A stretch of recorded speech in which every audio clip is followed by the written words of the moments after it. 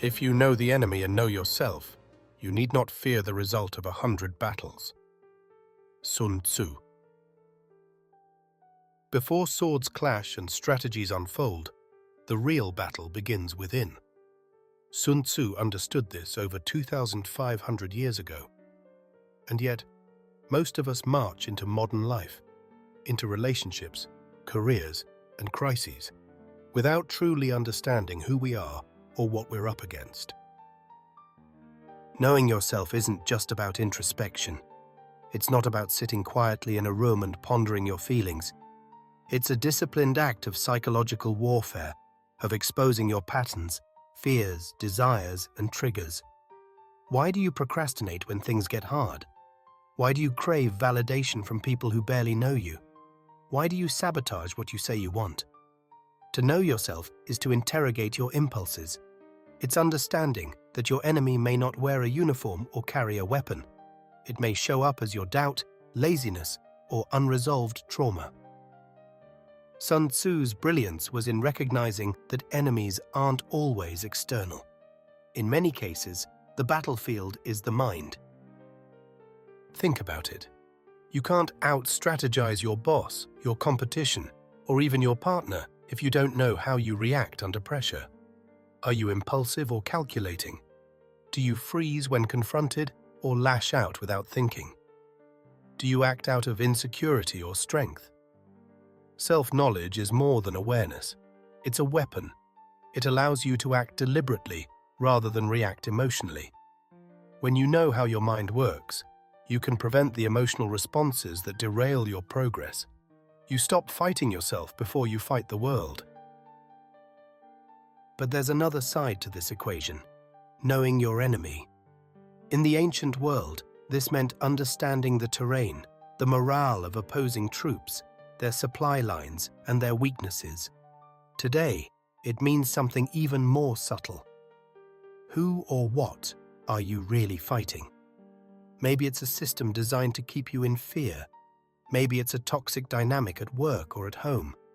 Maybe it's societal conditioning that's kept you playing small your entire life. The problem is, most people walk around misidentifying the enemy. We blame others for our shortcomings. We externalize failure. But Sun Tzu teaches us to observe and assess. Don't just react, study. Dissect your struggles like a general studies an opposing army.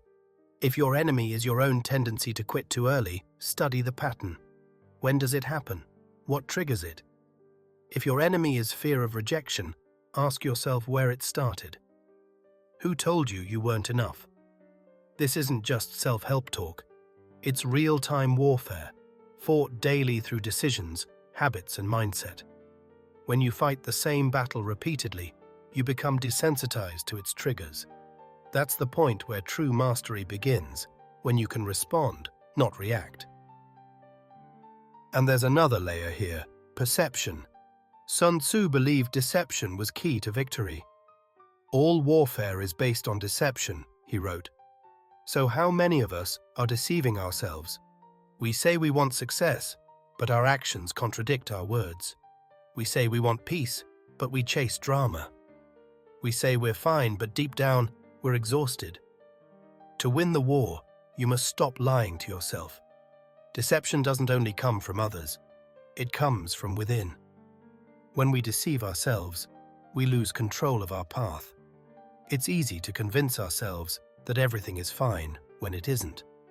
But real power comes from facing the uncomfortable truths. Sun Tzu's philosophy isn't about brute strength. It's about precision, calculated movement, strategic clarity. And the first step in that journey is ruthless honesty, knowing your truth even when it's inconvenient. Often, the most difficult part of mastering yourself is being honest with your flaws. It's easy to look outward and find problems, but the hardest task is seeing where you are the problem and how you can fix it. So here's your challenge. For the next few days, act as if you're both the general and the soldier of your life. Observe your patterns like a strategist. Watch your thoughts like a scout. Monitor your reactions like you're mapping enemy terrain. Ask yourself, Who am I? What drives me? What limits me? Only when you know both yourself and your enemy will you stop fearing the battle. Because then, you're not just reacting to life, you're mastering it. You're not a pawn in a game, you're the one setting the rules. When you know both yourself and your opponent, whether that's external or internal, you unlock a new level of power. The supreme art of war is to subdue the enemy without fighting. Sun Tzu. In today's hyper-competitive world, most people believe power comes from hustle, brute effort, and endless grind. But Sun Tzu knew better. Strength is impressive, yes, but strategy is invisible power.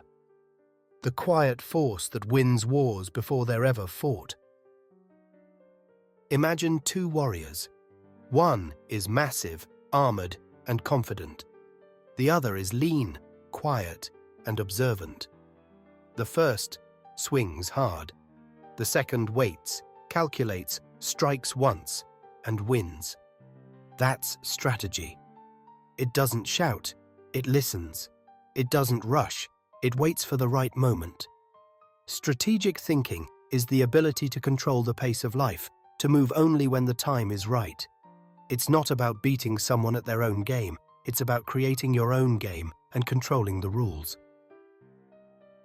We live in a world that celebrates action, move fast, grind hard, hustle every day. But Sun Tzu would disagree. He'd say, move only when the odds are in your favor, fight only the battles worth fighting, and most importantly, choose the battlefield. We're taught to rush, to push harder, to be relentless. But what if the true power lies in restraint? The person who waits for the right moment is the one who can strike with certainty. Waiting for the perfect time doesn't just make you more effective, it also makes you less vulnerable. You control when you act and when you wait. Strategic people don't just win. They design the game so they can't lose. This doesn't mean cheating or manipulation. It means preparation. It means positioning yourself so advantage flows naturally in your direction. Think about it. Instead of applying to 100 jobs blindly, a strategist builds relationships with decision-makers before roles are even posted. Instead of shouting in arguments, a strategist listens and lets the other person reveal their weakness. Instead of responding to every attack, a strategist picks silence, because silence is often louder than rage. This kind of thinking doesn't come naturally. We're wired to react, defend ourselves, and prove our worth. But strategy requires restraint and long-term vision. It means delaying gratification for a bigger win, and it demands that you outthink your opponent, not outmuscle them. The ability to pause, think, and calculate your next move is the greatest form of power. It's easy to respond with anger or fear, but a strategist takes their time, observes, and chooses their move deliberately.